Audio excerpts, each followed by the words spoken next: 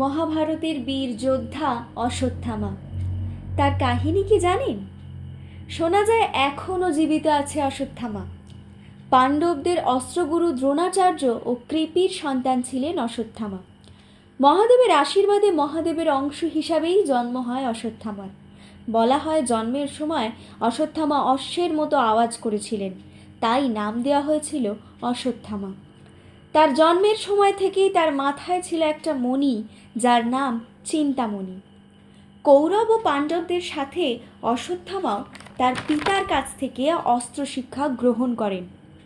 দ্রোণাচার্য অর্জুন ও অশ্বত্থামাকে অনেক গুপ্তবিদ্যার শিক্ষা দিয়েছিলেন, কিন্তু অশ্বত্থামাকে অস্ত্র প্রয়োগ করার শিক্ষা দিলেও অস্ত্র ফিরিয়ে নেওয়ার শিক্ষা দেননি।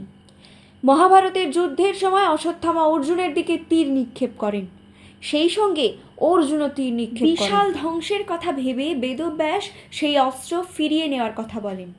অর্জুন অস্ত্র ফিরিয়ে নিলেও অশ্বত্থামার অস্ত্র ফিরিয়ে নেওয়ার শিক্ষা না থাকায় সেই অস্ত্র তিনি ফিরিয়ে নিতে পারেন না। তখন অশ্বত্থামা সেই অস্ত্র উত্তরার গর্ভের দিকে ঘুরিয়ে দেয়, তাতে গর্ভে থাকা ভ্রূণের মৃত্যু হয়। এই কারণে ভগবান কৃষ্ণ ক্রোধিত হয়ে অশ্বত্থামাকে অভিশাপ দেয় যে সে সারা জীবন আঘাতপ্রাপ্ত অবস্থায় ঘুরে বেড়াবে। মৃত্যু কামনা করলেও মৃত্যু তার হবে না, সারা জীবন তাকে একাই বাঁচতে হবে। এবং সেই সঙ্গে অশ্বত্থামার মাথার মণিও খুলে নেন শ্রীকৃষ্ণ। মনে করা হয় মধ্যপ্রদেশের এক গ্রামে অশ্বত্থামা এখনও আছেন।